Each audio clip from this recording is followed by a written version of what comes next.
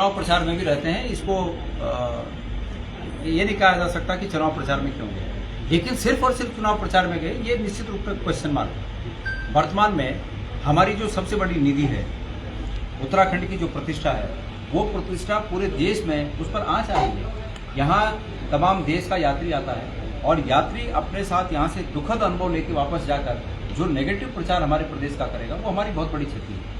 माननीय मुख्यमंत्री जी को इस पर पूरा ध्यान देना चाहिए था।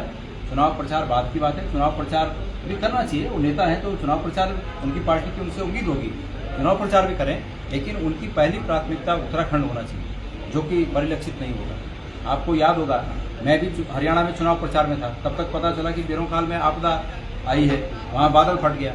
मैं रातों रात वहाँ से निकला। हम कोई सत्ता में नहीं है, नहीं हम विधायक हैं, नहीं हम कुछ हैं, लेकिन चूंकि हम इस फील्ड में हैं, राजनीतिक फील्ड में हैं, सामाजिक फील्ड में हैं, तो लोगों की उम्मीद होती है कि भाई हमारे लोग यहाँ पर आएँ, तो हम वहाँ गए। तो इस प्रकार से मुख्यमंत्री जी को भी ये तो आईना है मुख्यमंत्री जी के लिए कि भाई जैसे हम कर सकते हैं, तो उनके पास तो सब कुछ है। उनके पास तो हेलीकॉप्टर हैं, जहाज हैं, गाड़ी हैं, घोड़ा है, स्टाफ है, पुलिस है, उनके पास क्या नहीं है। तो उनको यहाँ आकर मतलब यात्रा रूट पर जाकर लोगों की तकलीफों को महसूस करके उन तकलीफों का निराकरण करना चाहिए। माननीय मुख्यमंत्री जी ने जो ये बात कही है कि हम इसके लिए प्राधिकरण बनाएंगे, मैं समझता हूँ वो वर्तमान में जो अव्यवस्थाएं हैं, उन अव्यवस्थाओं से लोगों की नज़रों को हटाने के लिए, उन अव्यवस्थाओं पर पर्दा डालने के समान। प्राधिकरण बनने से क्या हो जाएगा? जो अधिकार प्राधिकरण को, यात्रा व्यवस्था को दुरुस्त करने के लिए होंगे, क्या मुख्यमंत्री जी इस बात का जवाब देंगे कि वो अधिकार आज सरकार में निहित नहीं है? और यदि सरकार में वो प्रावधान निहित हैं, वो अधिकार निहित हैं, तो उन अधिकारों का प्रयोग क्यों नहीं किया गया? सच्चाई ये है कि नेग्लिजेंसी है, सच्चाई ये है कि इन्होंने यात्रा की व्यवस्थाओं पर कोई ध्यान नहीं दिया। अधिकार आज भी हैं। सच्चाई ये है कि इनको यात्रा का मैनेजमेंट का ज्ञान नहीं है, इनके अधिकारियों को पर अंकुश नहीं है। सब के सब जो है बस उसी में लगे हुए हैं, खनन और वो शराब का काम, इसी में सबका ध्यान है। और इसकी वजह से इसी का ये परिणाम है कि यात्रा व्यवस्था बिल्कुल चौपट है। सर, श्रद्धालुओं की मौतें भी हुई हैं, लेकिन पिछली बार की तुलना में स्वास्थ्य मंत्री जी का कुछ पॉजिटिव आ रहा है, पर्यटन मंत्री जी। देखिए, स्वास्थ्य विभाग का तो बहुत ही, अगर उत्तराखंड के स्वास्थ्य व्यवस्थाओं पर जरा भी तनिक भी भारतीय जनता पार्टी को अगर फिक्र हो और इनकी सरकार को फिक्र हो, तो स्वास्थ्य मंत्री को तो तत्काल प्रभाव से हटा देना चाहिए। उनके गृह जनपद में 24 वर्ष का एक युवा स्वास्थ्य सुविधाओं में प्राथमिक जो प्राथमिक फर्स्ट एड होता है वो तक नहीं मिला, और रेफर होकर और अंत में 24-28 घंटे में उस बच्चे ने जान गंवा दी। तो ये तमाचा है इनके विभाग पर। तो स्वास्थ्य मंत्री जी का ध्यान तो सिर्फ इस बात पे है कि कहाँ से मैं लोगों को चोरी छुपे नौकरी लगाऊं, कहाँ से मैं पैसे कमाऊं, कहाँ से मैं पैसे बनाऊं, कहाँ से किस तरह चुनाव जीतें, कहाँ ऊपर करें, कहाँ नीचे करें, उनका ध्यान इस पर है। तो इस पर मुख्यमंत्री को ध्यान देना चाहिए। और देश के प्रधानमंत्री उत्तराखंड के लिए तो बड़ी बड़ी बातें करते हैं, लेकिन हकीकत यही है जो आप देख रहे हैं। इसलिए, और जनता को भी मैं एक बात कहना चाहता हूँ, देखिए ये सब इसलिए हो रहा है कि ये लोग जो आज सत्ता में बैठे हुए लोग हैं, ये लहरों पर जीते हुए लोग, लहरें बनाकर जीते हुए लोग, झूठी लहरें, धर्म के नाम पर लहरें, संप्रदाय के नाम पर लहरें, इस प्रकार के लहरों के आधार लहरें बनाकर लहरों पर सवार होकर जीतने वाले लोग जनता के हितों के काम नहीं कर सकते। जनता के हितों के काम वही कह सकते हैं जो 5 साल जनता के साथ हिस्से जाते हैं, जनता के साथ संघर्ष करते हैं, वादे करते हैं, उनसे उनको अपनी बातें समझाते हैं, उनकी बातें समझते हैं।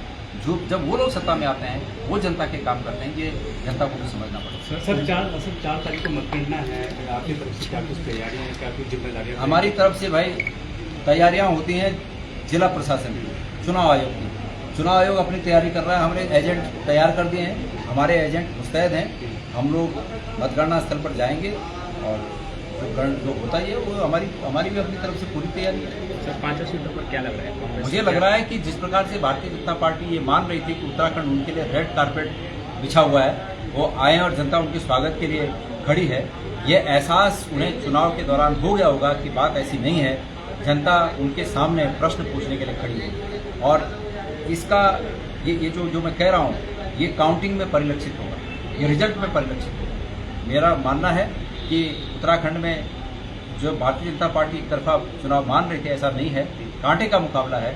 अल्मोड़ा में बहुत कम वोटों का प्रतिशत, बहुत कम मतों का होना, मतलब बहुत कम मत पड़ना, ये इस ओर इंगित करता है कि लोगों में भारी नाराजगी है।